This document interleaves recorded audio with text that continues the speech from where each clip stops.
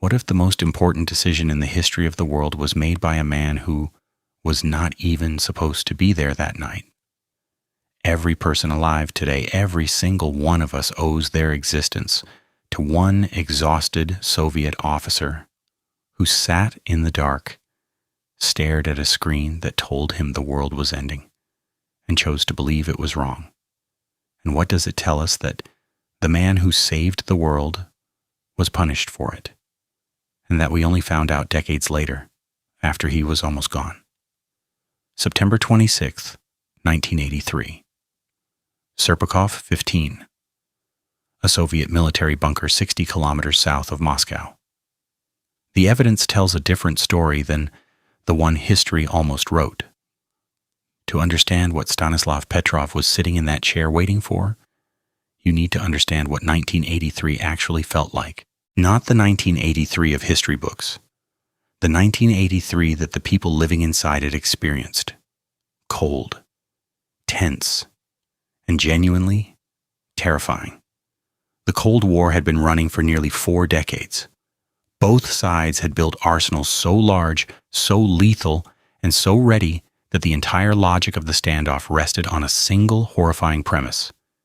If one side launched, the other would launch back before the first missiles even landed. Mutually assured destruction. MAD. The most accurate acronym in the history of diplomacy. By 1983, the relationship between Washington and Moscow had deteriorated to something close to breaking point. In March of that year, President Ronald Reagan had stood at a podium and called the Soviet Union an evil empire. In response, the Kremlin had concluded, genuinely, not as propaganda, that the United States might be preparing for a nuclear first strike. Soviet intelligence had launched a massive operation, codenamed Ryan, specifically to detect signs that America was about to attack. Then, 3 weeks before the night that would change everything, the tension snapped even further. On the 1st of September 1983, a Soviet Su-15 fighter jet shot down Korean Airlines Flight 007, a civilian Boeing 747. 269 people on board, including a United States congressman. The plane had strayed into Soviet airspace. The Soviets shot it down anyway. The international outrage was immediate and ferocious. Reagan called it an act of barbarism. NATO responded with military exercises. The Kremlin, already convinced America was planning a first strike, interpreted those exercises as preparation for exactly that.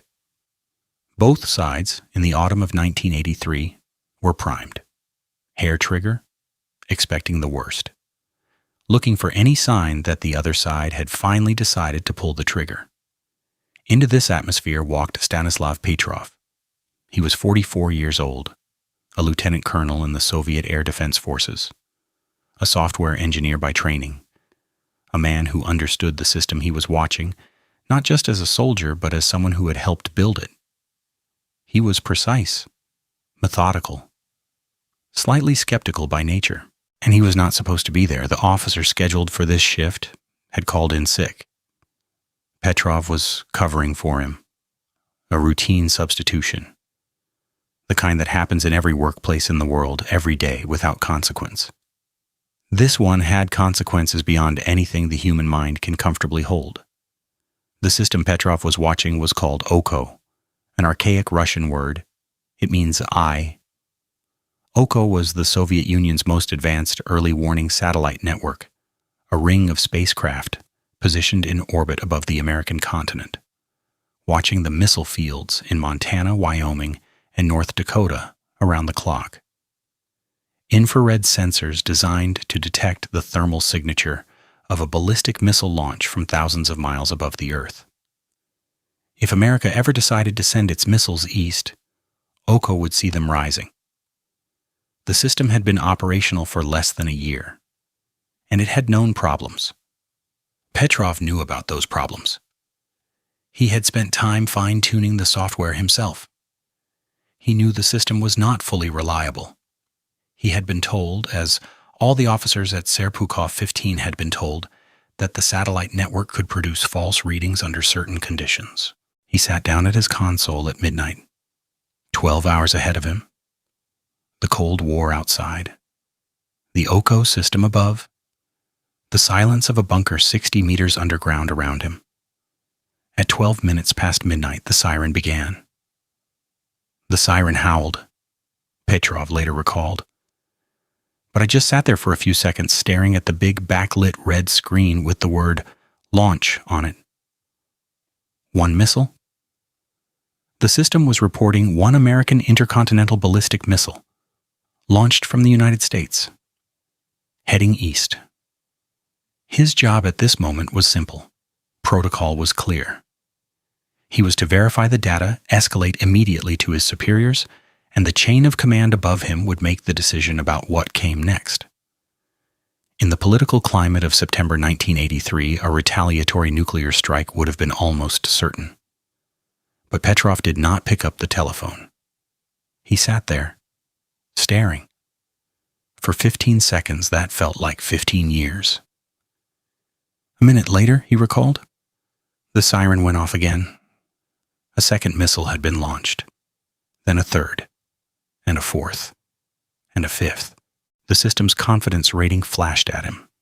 Highest. There could be no doubt. 5 American nuclear missiles were airborne and heading for the Soviet Union. Here is where it gets extraordinary.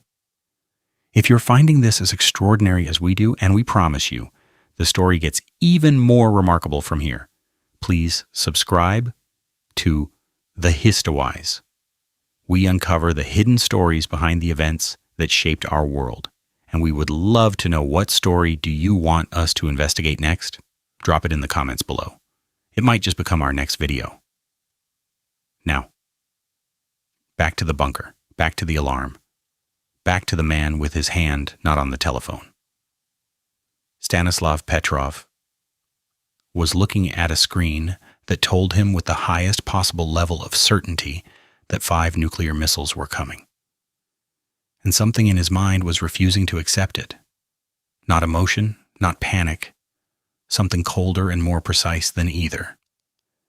The trained instinct of a software engineer who had spent years studying the system he was now watching. 5 missiles. That was the number that bothered him. If the United States had decided to launch a nuclear first strike against the Soviet Union, the thing the entire Soviet intelligence apparatus had been watching for all year, they would not send 5 missiles. They would send hundreds, thousands. The entire logic of nuclear warfare rested on overwhelming the enemy's ability to retaliate before they could respond. 5 missiles did not do that. 5 missiles made no strategic sense whatsoever. Either America had just made the most catastrophically irrational military decision in history, or the system was wrong. He had no way to know which. And he had minutes, not hours, to decide. 23 minutes. That was how long Petrov calculated he had before the missiles, if they were real, would reach their targets. 23 minutes between the alarm and the end of everything. And for every one of those minutes, the telephone beside him sat there waiting. Around him, his colleagues were watching. The other operators at Serpukhov 15 had their own screens, their own data. The alarm had gone off for all of them. Every single one of them was waiting for Petrov to pick up the telephone and report up the chain of command. That was the protocol. That was the training. That was what every exercise, every simulation, every briefing had prepared them all to do. Pick up the telephone. Report what the screen says. Let the generals decide. But Petrov understood something that the protocol did not account for. If he called his superiors and told them 5 missiles were incoming, if he reported exactly what the screen said, the people on the other end of that telephone were not going to pause and think carefully. They were going to launch, because that was their protocol. The entire architecture of the Soviet nuclear response system was built on speed, on the assumption that there would be no time for reflection, on the understanding that the officer who saw the alarm would report it, and the generals who received the report would act on it, and the missiles would fly before anyone on either side had time to ask, Are we absolutely certain? Petrov was not certain, and he was the only person in that chain who had the knowledge, the position, and the specific training to be uncertain in a useful way. He began checking. Ground-based radar installations. The independent secondary system designed to confirm what the satellites saw were showing nothing. No missiles rising above the horizon. No corroborating data. The Oko system was reporting 5 missiles with maximum confidence. Every other system was reporting nothing. In the manual beside him, the instructions were clear. Trust the satellite system. It was the most sophisticated early warning technology the Soviet Union had ever built. But Petrov had helped build it. He knew it was not fully ready. He knew it had been deployed before all of its problems were resolved. He knew that the Molniya orbit the satellites used could create conditions where sunlight reflecting off high-altitude clouds might be misread as the thermal signature of a missile launch. Might, could, possibly. That was all he had, against a screen showing 5 missiles with maximum confidence. I knew perfectly well, he said later, that nobody would be able to correct my mistake if I had made one. Read that sentence again and let it settle. If he called his superiors and the missiles were real, he would have done his job and the Soviet Union would have responded and the war would have been fought and the world would have burned. But at least he would have followed protocol.